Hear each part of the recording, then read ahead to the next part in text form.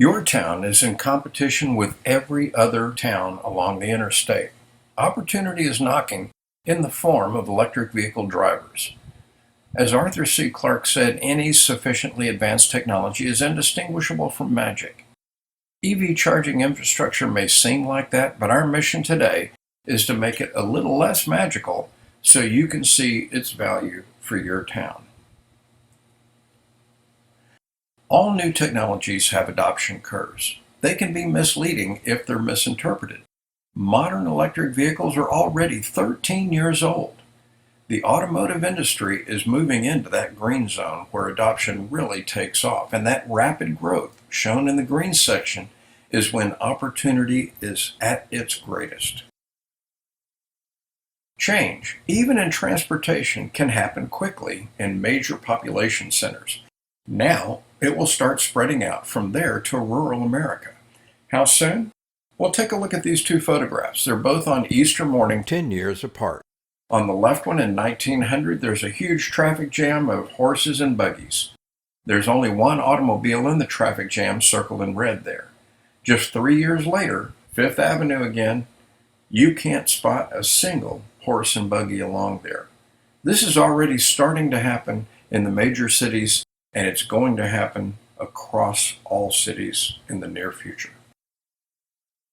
Seriously, things can change that quickly? Well, yeah, remember what happened with smartphones. Before the iPhone was introduced in 2007, they all had different form factors.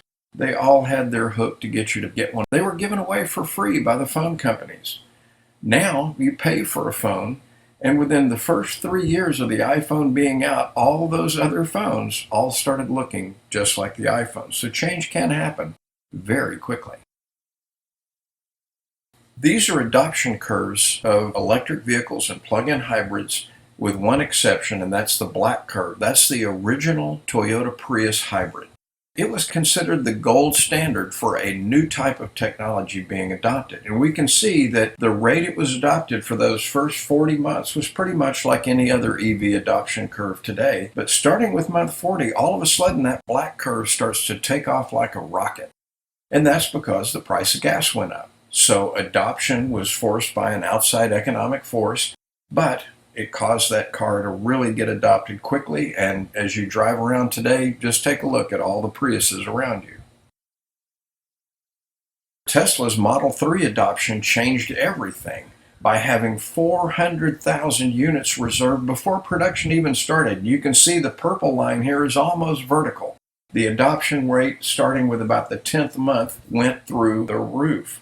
And that's nothing, because Tesla's Cybertruck already has 1.25 million reservations, and they haven't even finished building the factory yet. By the way, that factory is just outside of Austin, Texas, so the Cybertruck from Tesla will be made in Texas. Ford already has 120,000 reservations for the pre-production F-150 Lightning pickup, and they recently announced they're doubling their factory's capacity from 40,000 trucks a year to 80,000 trucks a year. Rivian already has 30,000 reservations for their R1T pickup and R1S SUV. And guess what? They are already looking for a location for their second factory, and Texas is on their short list.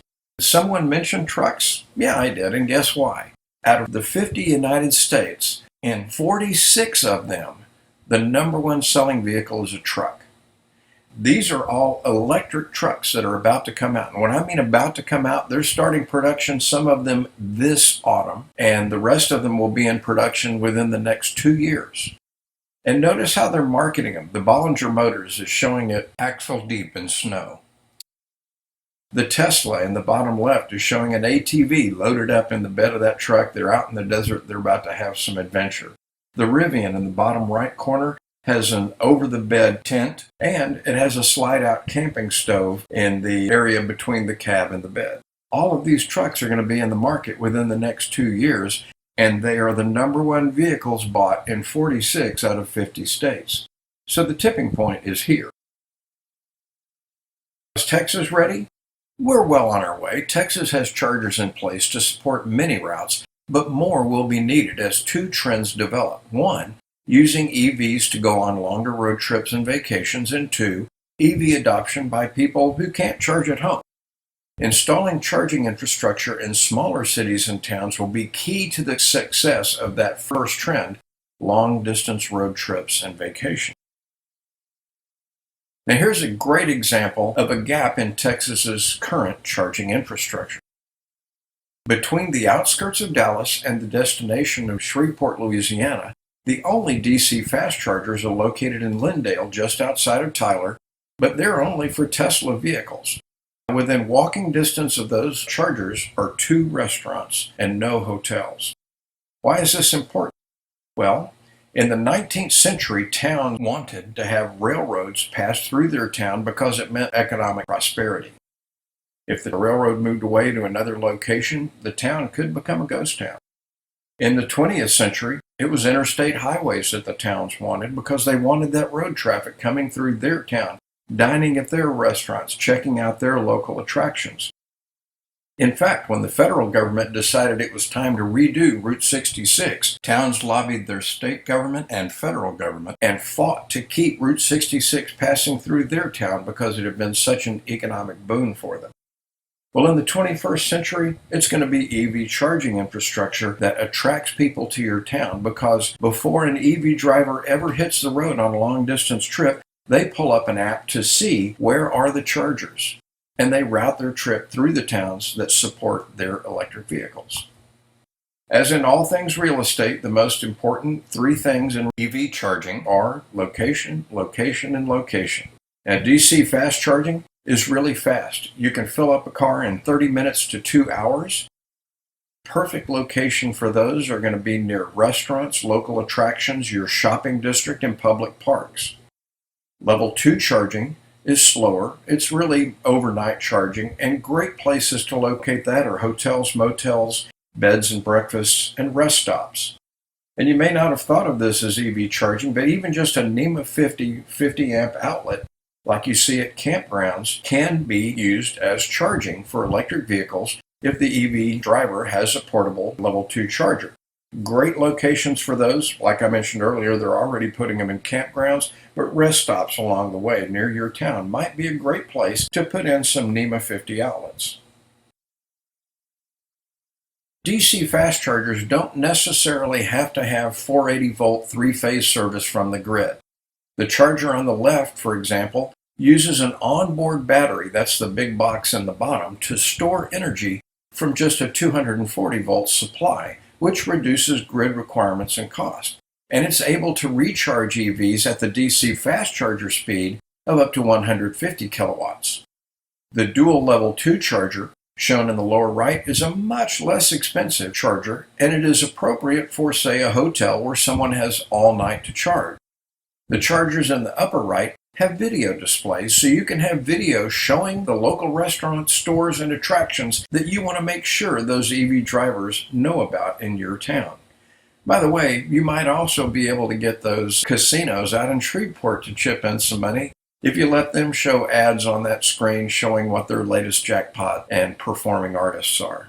My personal experience took me through Kerrville, Texas, where there's a couple of DC fast chargers located in the parking lot of their visitor center.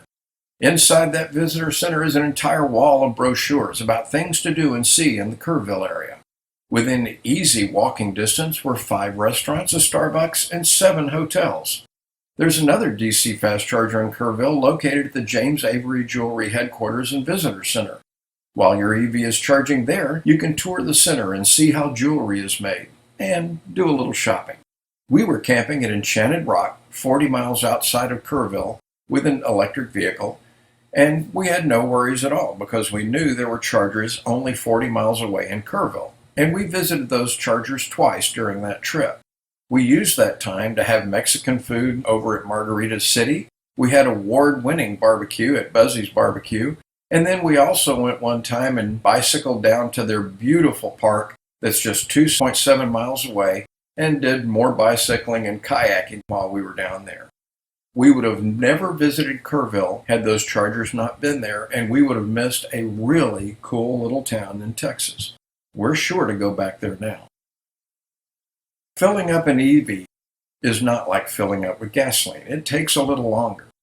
Depending on the vehicle, it can take anywhere from 30 minutes to a couple hours to completely fill up from empty. EV drivers need things to do while they charge, and your local businesses want those drivers from the interstate to stop by and dine, shop, and otherwise spend time in your town. What they'll discover, those EV drivers, as they venture out in their EV, is that, as in life, it is the journey and not just the destination that makes the trip. That's what my family has discovered when we've taken an EV out on the road, and it has really changed the way that we look at long distance traveling and vacation.